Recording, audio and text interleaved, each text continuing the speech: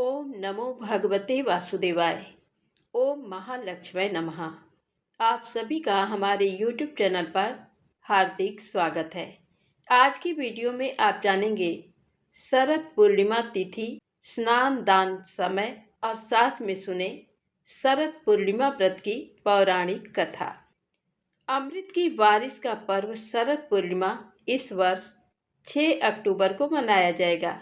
इसके पीछे कई धार्मिक और वैज्ञानिक मान्यताएं हैं। शरद पूर्णिमा के दिन चंद्रमा अपनी 16 कलाओं के साथ उदित होता है, पृथ्वी पर अमृत वर्षा करता है। धार्मिक मान्यताओं के अनुसार इस दिन माता लक्ष्मी का जन्मोत्सव मनाया जाता है। उनकी पूजा से जीवन में सुख समृद्धि आती है।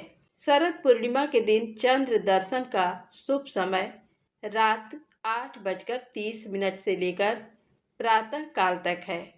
विशेष रूप से रात 11:30 से 12:30 तक का समय चंद्र पूजन और दर्शन के लिए सर्वश्रेष्ठ माना गया है। इस दिन चंद्रोदय शाम 5:27 पर होगा।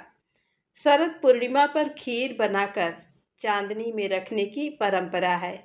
अगले दिन इस खीर को प्रसाद के रूप में ग्रहण किया जाता है।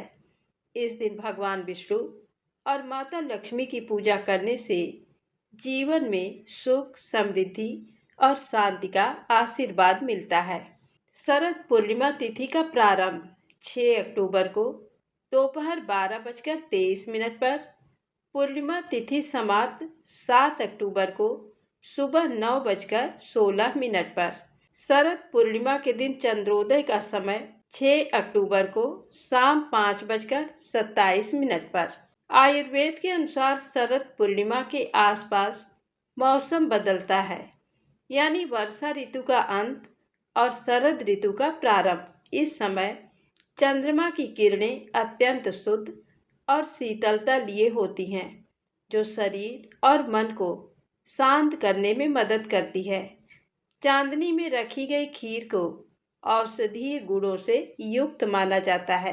इस पूर्णिमा को कोजागरी पूर्णिमा भी कहते हैं। पौराणिक कथाओं के अनुसार धन की देवी माँ लक्ष्मी का जन्म समुद्र मंथन के दौरान इसी पूर्णिमा तिथि को हुआ था, इसलिए इसे माँ लक्ष्मी के जन्मोत्सव के रूप में भी मनाया जाता है। मान्यता है कि इस रात माँ लक्ष्मी पृथ्वी पर विचरण करती हैं और पूछती हैं, कौन जाग रहा है।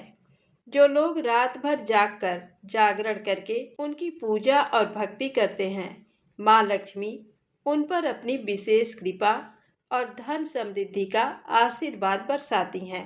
शरद पूर्णिमा को रास पूर्णिमा और कोजागर पूर्णिमा के नाम से भी जानते हैं।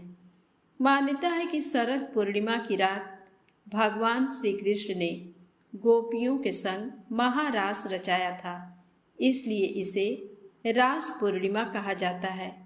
इस रात खुले आसमान के नीचे खीर रखी जाती है, जिसे खाना बहुत शुभ माना जाता है।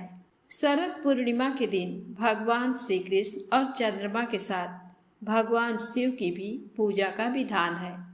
पौराणिक मान्यताओं के अनुसार शरद पूर्णिमा की रात को भगवान श्री कृष्ण ने ब्रज में गोपियों के साथ रास लीला की थी। उनकी बंसी की मधुर धुन सुनकर सभी गोपियां मंत्र मुग्ध होकर मथुरा से वृंदावन आ गई थी। कहते हैं कृष्ण की बांसुरी की धुन सुनकर देवी देवता भी मोहित हो जाते थे। शिव जी पौरुष का प्रतीक माने जाते हैं, लेकिन फिर भी भोलेनाथ महाराज को देखने के लिए खुद को रोक नहीं पाए थे। लेकिन जब वे वृंदावन पहुँचे तो उन्हें द्वारपालों ने रोक दिया। उन्होंने कहा कि ये रासलीला केवल गोपियों के लिए है। इसके बाद भगवान शिव जी को एक गोपी का रूप धारण करना पड़ा था।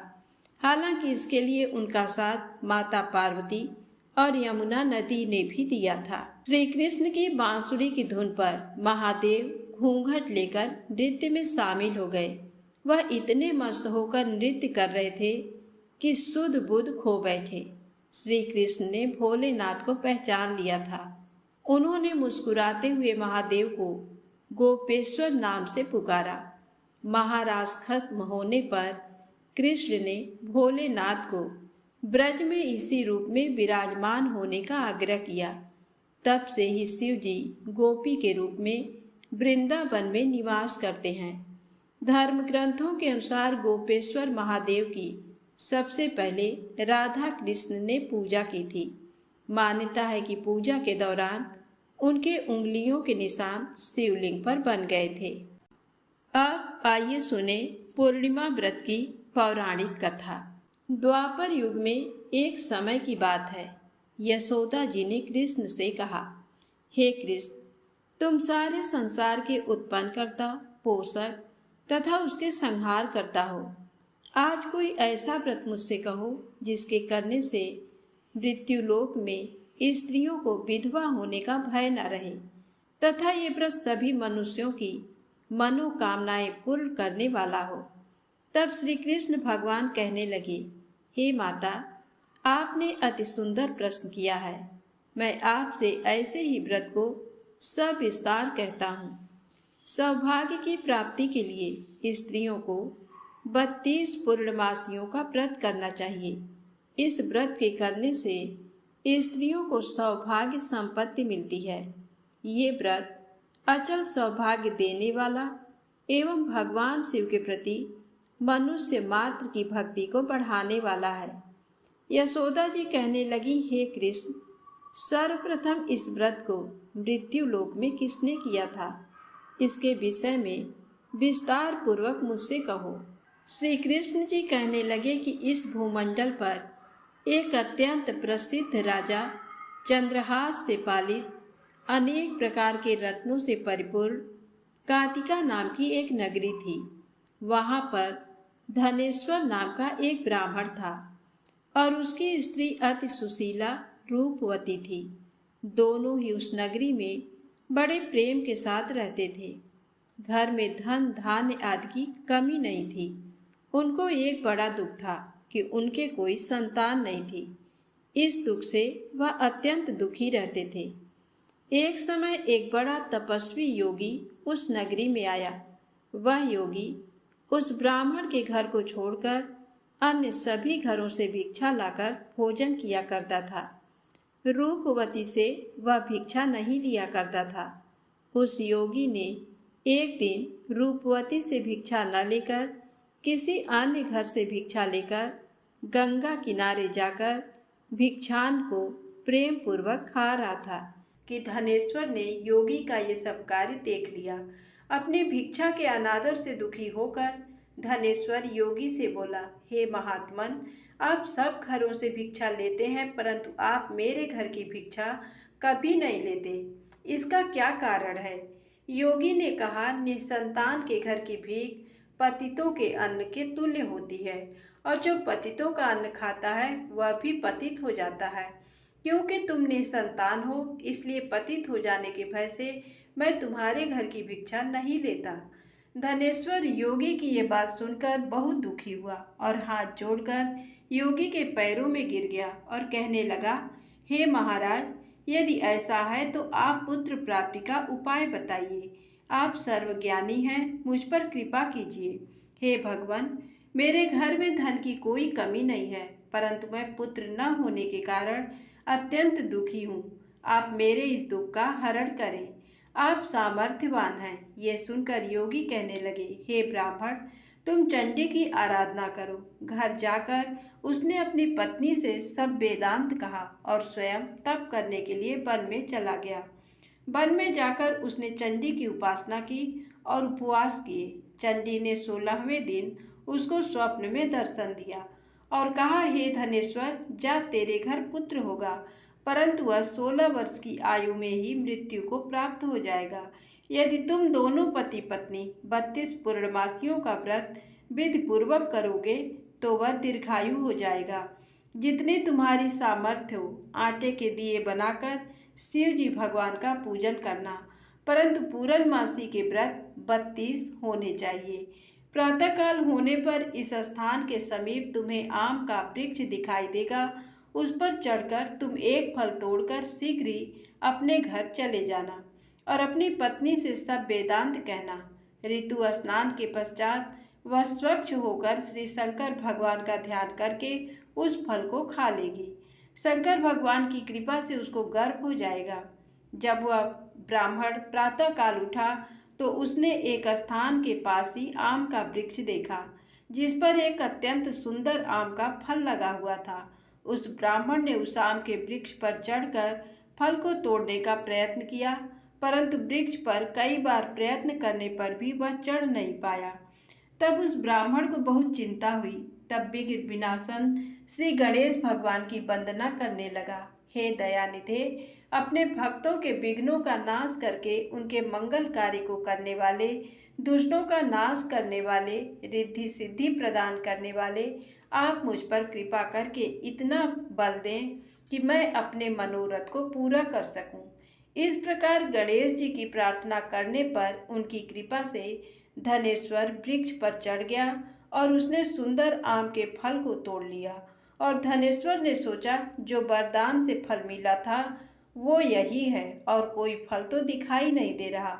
उस धनेश्वर ब्राह्मण ने जल्दी से घर जाकर अपनी पत्नी को वह फल दे दिया और उसकी पत्नी ने अपने पति के कहे अनुसार उस फल को खा लिया और वह गर्भवती हो गई।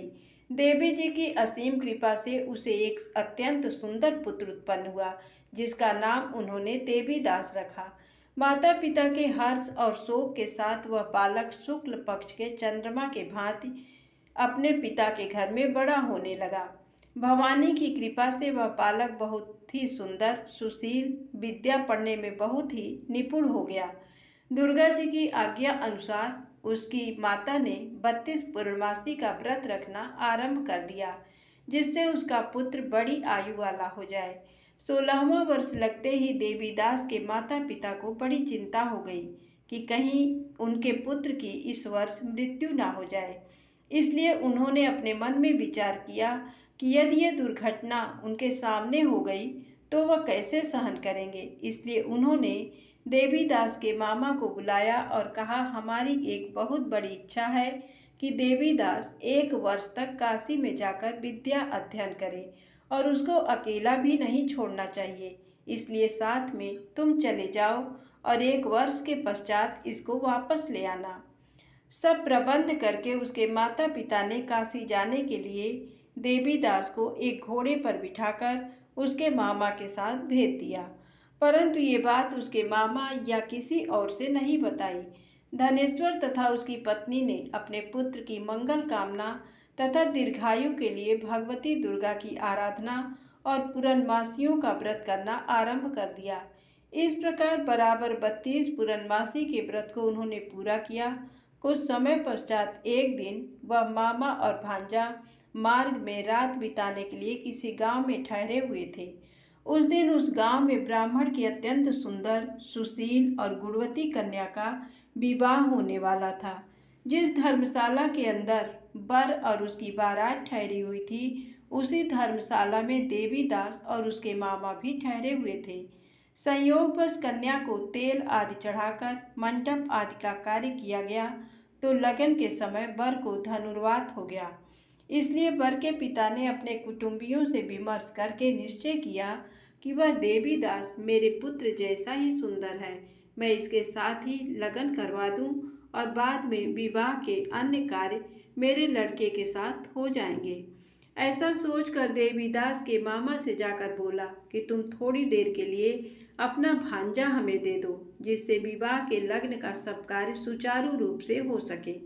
तब देवीदास का मामा कहने लगा, जो कुछ भी वधू पक्ष से कन्यादान के समय वर को मिले वह सब हमें दे दिया जाए तो मेरा भांजा इस बारात का दूल्हा बन जाएगा। ये बात वर के पिता के स्वीकार कर लेने पर उसने अपने भांजे को वर बनने के लिए भेज दिया और उसके साथ सब विवाह कार्य विधि पूर्वक संपन्न हो गए।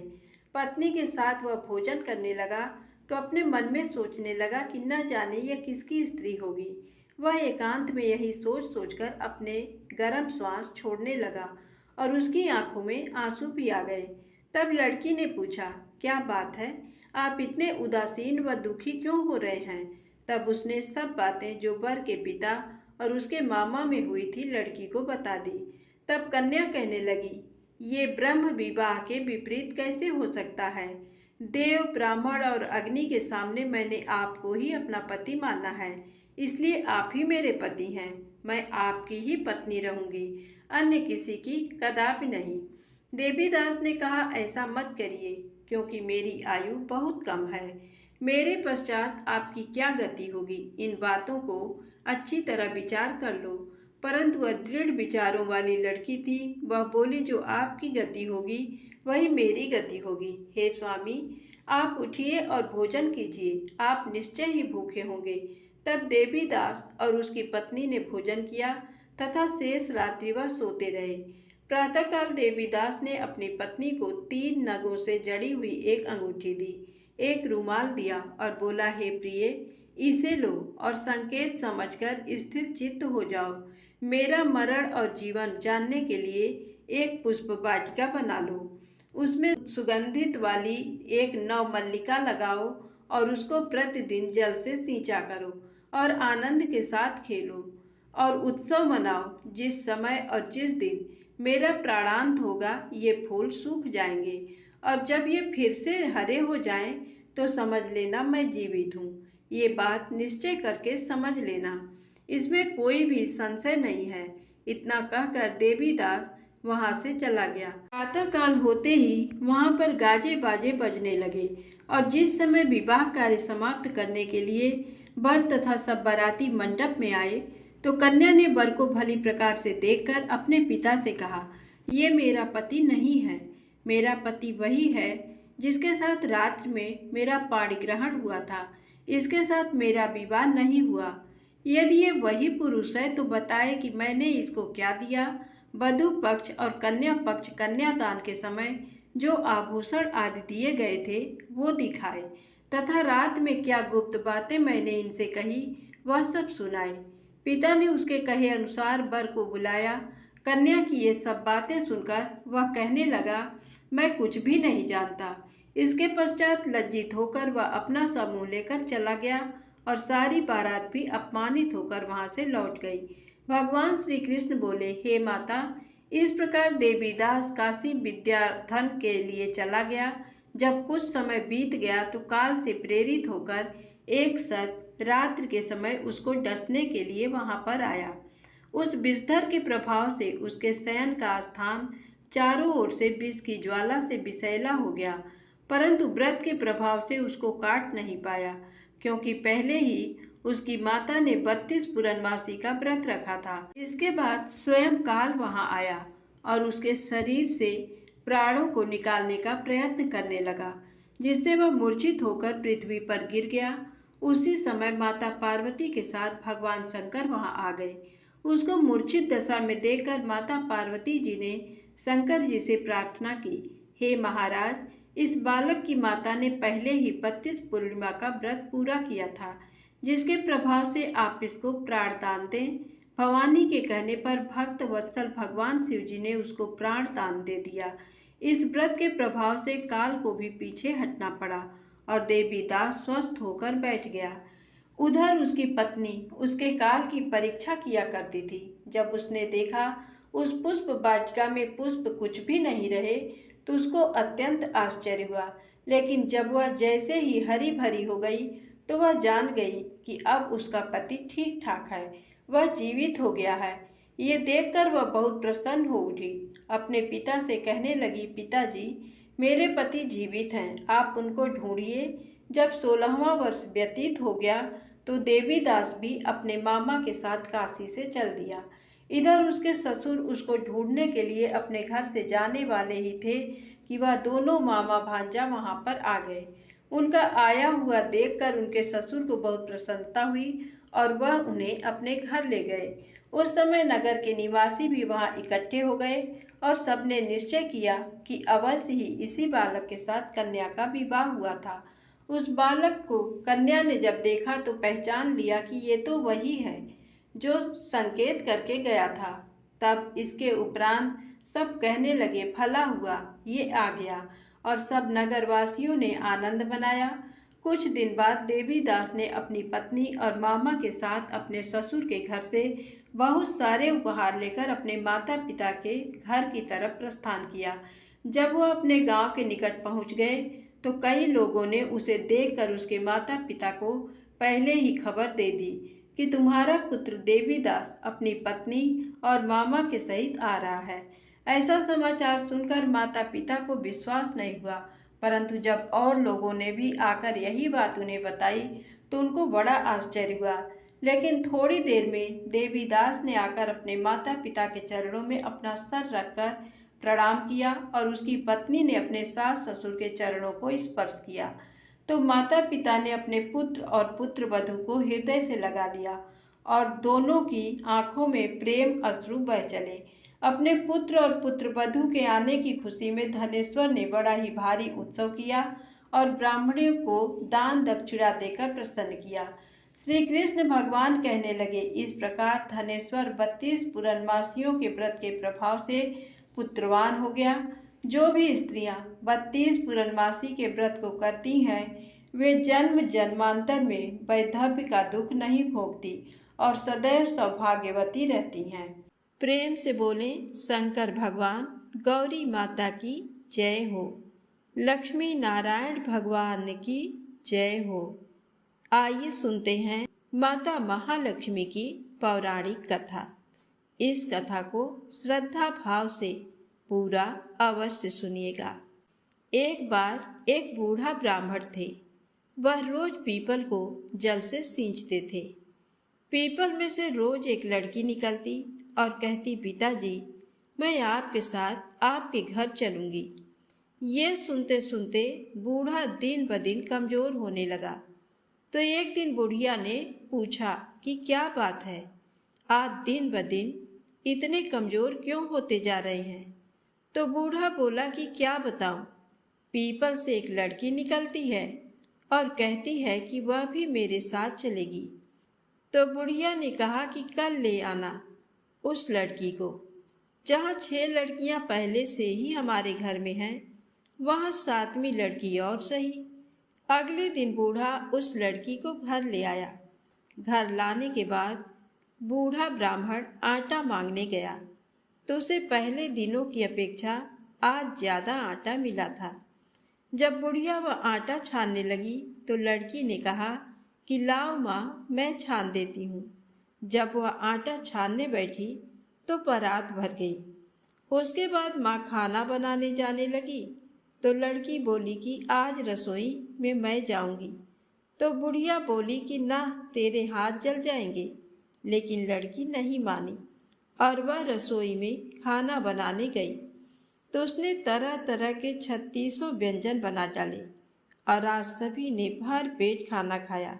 इससे पहले वह आधा पेट भूखा ही रहते थे। रात हुई तो बुढ़िया माई का भाई आया और कहने लगा कि दीदी मैं तो खाना खाऊंगा। बुढ़िया माई परेशान हो गई कि अब खाना कहाँ से लाएगी। लड़की ने पूछा कि माँ क्या बात है? उसने कहा कि तेरा मामा आया है और रोटी खाएगा, लेकिन रोटी तो सबने खा ली है, अब उसके लिए कहाँ से लाऊंगी? तब लड़की बोली कि मैं बना दूंगी और वह रसोई में गई और मामा के लिए 36 व्यंजन बना दिए। मामा ने भरपेट खाया और कहा भी कि ऐसा खाना इससे पहले उसने कभी नहीं खाया है। तब बुढ़िया माई ने कहा कि भाई तेरी पावनी भांजी है, उसी ने बनाया है। शाम हुई तो लड़की बोली कि माँ चौका लगा के चौके का दिया जला देना, कोठे में मैं सोऊंगी। बुढ़िया माई बोली कि नहीं बेटी तू डर जाएगी। लेकिन वह बोली कि नहीं माँ, मैं नहीं डरूंगी, मैं अंदर कोठे में ही सोऊंगी। वह कोठे में ही जाकर सो गई। आधी रात को लड़की उठी और चारों ओर आंख मारी तो धन ही धन हो गया। वह बाहर जाने लगी तो एक बूढ़ा ब्राह्मण सो रहा था। उसने देखा तो कहा कि बेटी तू कहाँ चली? तब लड़की बोली कि मैं तो दरिद्रता दूर करने आई थी, अगर तुम्हें दूर करवानी है तो करवा लो। उसने बूढ़े के घर में भी आँख से देखा तो चारों ओर धन ही धन हो गया। सुबह सवेरे सब उठे तो लड़की को न पाकर उसे ढूंढने लगे कि पावनी बेटी कहाँ चली गई। बूढ़ा ब्राह्मण बोला कि वह तो लक्ष्मी माता थी जो तुम्हारे साथ मेरी दरिद्रता भी दूर कर गई। हे लक्ष्मी माता, जैसे आपने उनकी दरिद्रता दूर की वैसे ही सबकी करना। प्रेम से बोले लक्ष्मी माता की जय हो। अब आइए सुने शरद पूर्णिमा से जुड़ी पौराणिक व्रत कथा। पौराणिक कथा के अनुसार बहुत समय पहले एक नगर में एक साहूकार रहता था जिसकी 2 पुत्रियां थीं। दोनों ही पुत्री विधि विधान पूर्णिमा का उपवास रखती थीं, लेकिन साहूकार की छोटी पुत्री उपवास को अधूरा छोड़ देती थी, तो वहीं बड़ी बेटी हमेशा पूरी लगन और श्रद्धा से इस व्रत का पालन करती थी। जब दोनों बड़ी हो गईं, तो उनके पिता ने दोनों का विवाह कर दिया। शादी के बाद भी बड़ी वाली बेटी पूरी आस्था से उपवास रखती रही। इस व्रत के प्रभाव से उसे बहुत ही सुंदर और स्वस्थ संतान की प्राप्ति हुई। तो वहीं छोटी पुत्री को संतान प्राप्ति में दिक्कतों का सामना करना पड़ रहा था, जिससे वो काफी परेशान रहने लगी। तब साहूकार की छोटी बेटी और उसके पति ने ब्राह्मणों को बुलाकर कुंडली दिखाई और जानना चाहा कि आखिर बच्चा होने में समस्या क्यों आ रही है। तब विद्वान पंडितों ने बताया कि इसने पूर्णिमा के व्रत सही से नहीं किए, इसीलिए इसके साथ ऐसा हो रहा है। ब्राह्मणों ने उसे इस व्रत की विधि बताई, जिसके बाद उसने विधि विधान से व्रत रखा। लेकिन इस बार छोटी बेटी की संतान तो हुई, लेकिन वो जन्म के पश्चात कुछ दिनों तक ही जीवित रही। तब उसने अपनी मृत संतान को एक पीढ़े पर लिटाकर कपड़ा रख दिया और उसने अपनी बहन को बुलाया और बैठने के लिए वही पीढ़ा दिया जिस पर छोटी बहन की मृत संतान थी। बड़ी बहन जैसे ही पीढ़े पर बैठने लगी कि उसके कपड़े के छूते ही बच्चे के रोने की आवाज आने लगी। बड़ी बहन को बहुत आश्चर्य हुआ और कहा कि तू अपनी ही संतान को मारने का दोष मुझ पर लगाना चाह रही थी। तब छोटी बहन ने कहा, ये तो पहले से ही मरा हुआ था, आपके प्रताप से इसके प्राण वापस आ गए।